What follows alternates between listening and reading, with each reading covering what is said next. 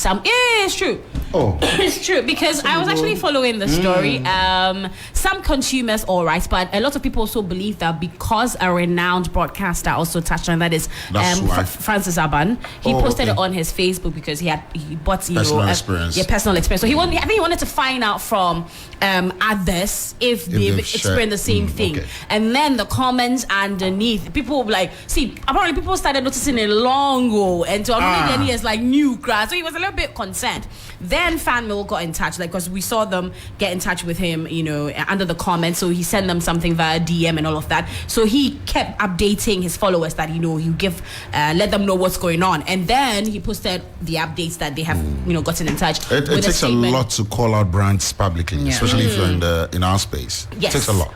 It's true. Yeah. Because then you know people who know people in high places. Sometimes it's like, it's a hit or miss something. If you go call them out wrongly to sometimes it will backfire. Yeah. So it's good that he used the whole thing. He was actually, he just wanted to know whether if it was normal, a new taste that they were working with. So it wasn't more of a bash per se. It was more of like, I want to understand what the situation was. And then people share their thoughts. And so they have said that it had to do with a sauce, a starch sauce, and some variations, things that they're working with.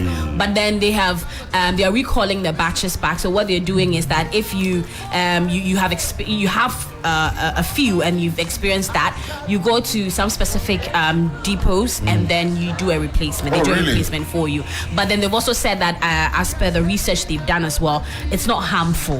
And then they are still working with the FDA as well, so that side is covered. But people are upset. People want more. People are upset because they were like, this is not the one we know all this one. And then they as I mentioned earlier, people are pissed. Is it one of the new flavors? It's not. It's the old regular fan yogo, and then the fan. It's just fine. Let's just move because I know. But they have a lot of PR to do right after this. Right? Yeah, they do. Yeah. And we'll be here to sell out time. I'm just throwing in that. We'll help them out. Yeah, I'm just throwing that in. I mean, if you understand. Maybe there's a variance to counter this or try to, because Fan Yogo has been with us for years, right? Yes. So sometimes and then brands I remember get a lot wrong. of their commercials and brands get it wrong sometimes. So if something like that can't really do on crisis management. Hello, drop it.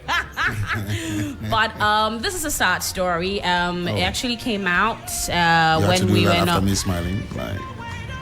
I want to manage your smiles, so I just had to put that in there so that I can move on to other things.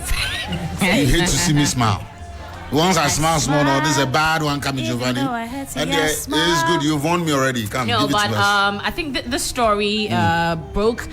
We had bits and pieces of it earlier, but we weren't really not sure. We really were not sure. But it was more like confirmed after our segment, so we didn't really talk about it. That's James Lutrot, one of the finalists who represented Keta Senior High Technical School in the National Science and Math Quiz final in 2021. He has passed on, and the conversation, the reports on there says that he died Monday morning of suspected food poisoning.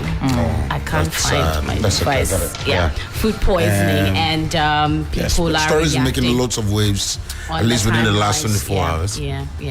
And so I had to, put that there so that we can get it out of the way, so you can move on. I don't know. Like, has there been any confirmation of the story far, from family? That we no don't have. communication? Yeah, we don't have that. That's all we see on Twitter. But the social media page for the National Science and Math Quiz, they posted a photo of the guy. That's like about 19 hours ago. Hoping that wasn't true, but hey. Oh well. Yeah, and we have that on our Facebook page right now, so you can check it. So I think I feel like I want you to tell this story. Yeah. The three ex-workers accused National Cathedral architect of sexual misconduct. That is, you want me to tell the story? I mean, when stories like this come up, what else but lessons to learn from it? Yes. And I was talking about the issue of power earlier. Man, I mean, Charlie, sometimes you work so hard to get the name, to get into places that others can only just dream of. You get all this exposure because he's highly rated. MBA, right? In the UK.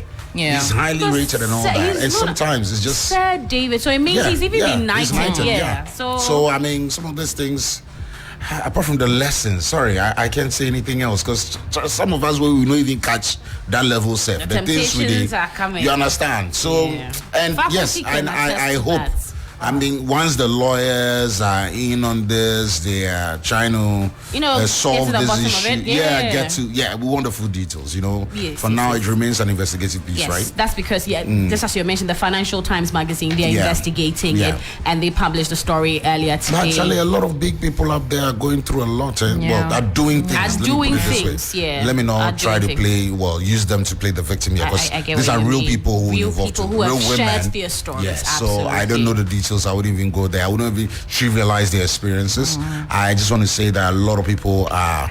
It's scary. Yeah, very, very scary. Yeah, that's the best way to put it. And a lesson for all as well. A lesson for all. I think I don't know whether sometimes when people are in power, they don't notice that. Until you're there, you never know. I'm sorry. Yeah, until you're there, you have their kind of money, their kind of network. But he did say that all the relations were consensual though, like in the story. So the lawyers are working on it. I think we'll get more updates as and when it comes through. But for now, we know that three workers, ex-workers, yes, they have accused him of sexual misconduct. So how does it play out? So we have are we more going people to build? Coming up? For now, we have not. Only 3 we more have people 3. coming. Me too. Well, if he has done it, Now people are asking, are we still going to be building a cathedral? Because the conversation's gotten there. Listen, this is Ghana. People are asking questions. They have the right to know. They have the right to know. It's our money, isn't it? But it's his job. I mean, the fact that his other side is not affecting the job. Some people. It turns out that it might affect the job. Yeah, so, I agree. That's me putting my HR cap on. You're doing well. Oh, you do? Yeah. I just remembered that I did something HR before. I was going to do congrats and I just remembered. One of those things that kicks in sometimes, like, you actually studied that. So King Sack is trending because so MOG Beats, that's the producer. He's posted something on social media. Aside that, a fan apparently decided to upload Sarkodie's Try Me on Spotify and Apple Music without authorization. So now people are asking, so far from the streams, how is it going to be, collected? But now the story also says that they've been able to, I think, take it down on Apple Music. That I know, but I don't know. But they don't pay them immediately, so they can still get their money. They can still get the money. Yeah. Oh, right. Then it's don't really cost. No, but it's good they're calling it out now. Right. Yeah, because that means asking, that means they were busy on the YouTube numbers and forgot about the other stream platform. But that's maybe Sarkodie did this not for the commercial sense, because typical Sarkodie commercial song would have gone through all this before the release. Maybe, I'm just guessing. Yeah, but maybe if he didn't put this out there for. Maybe the initial intention wasn't to make money. Maybe he just did a YouTube thing. That very weird when you say they shared maybe I would say, Muji response. Remember, he just shared the YouTube one. Yeah. He never a typical. Well, check out all the tweets he's done. Okay. Mostly, he'll tweet the links to all the other streaming platforms when he's releasing a new jam. Okay. But this one he just did it on YouTube and left it at that. So maybe the fans saw the opportunity to go on there. At the other sides that's also. But I mean, come on, how can you even do this thinking that this is how they will know? For any underground they will find out. Oh man, but that's also happening. And in relation to that, we hear Yvonne Olsen's mom. I was going to say that an alert. You've been unusually quiet on this subject. On this subject too. No, but she has expressed. No, AJ has expressed. Not today. Whatever. No, for today. No, for today. No. But in the previous instances, she shared all it's sad to know that her mom is not feeling too great. Yeah. I think if there was ever a chance for reconciliation, it should be now. Yeah. Is that also because of the supposed family member close relative to the mom's who says audio? I heard that on GH page, and he said a lot of things. 5 minutes of a lot of things. I think you mentioned. 5 minutes of a lot of things. The fact that they know the real dad, those who are close know, they just tell and her they don't want to get to the point where, as a family, they want to disown her and all that. The man really said a lot. They should just tell her who her dad is. He said, so really what he said, what the guy said in the audio is that you don't want to know who it does. Even if he's he say if they mention, they say no, they say if they mention unless over 12 I use those words. I really don't think. Or say yes, chair. No, regardless of even if it is the mightiest person, or even the most disregarded person, or someone who's like whether the person is alive or dead, she wants to know, deserves to know. She's been growing up and clearly wanted a relationship with her father. So whether it's a huge personality or a low personality or someone that is not even of any consequence, it doesn't matter. Let's just let her know. And this story came and people didn't really pay much attention to it, and then it started getting the buzz again. Okay. So there's a guy who decided to sue the administrator, right, of a WhatsApp group. Oh, that thing is real? It's actually real. Oh, are you serious? I thought it was one of those spoon sites. Actually got an injunction. Huh? Yeah. I mean, and then they now were forced the judgment. So they've added him to the group. They can't take him off. Are you kidding me? The judgment said so then you add him and then you open a new page, or you let everybody leaves the page and leave him there. But you see, the thing that people are not also understanding is he actually had good reasons to question the administrator. So they put the group together like a welfare charity sort of thing. So they've been paying some money. Small coins. So he was asking, how far with our budgets, like let's do audit. And then the administrator his head, like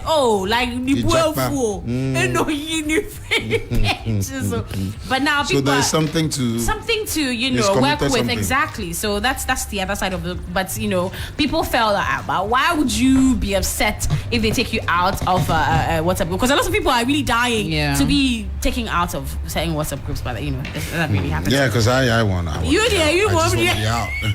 Hey, shouts going out to you, Sewa Adipa, on our Facebook page. How you doing? Nice. Yeah, we're live on Facebook, by the way. Yeah, all right, we are. Let's get into it. Last one before I go, and happy Independence Day to America. Yeah, my home country. So there's happy 4th of July on the trends, your home country. Yeah. Going back home. So I'm a tourist.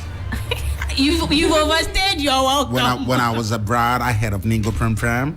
And I was like, you know what? Let me come check it out. Hey, I left my accent. But also news of James J. Kwesing.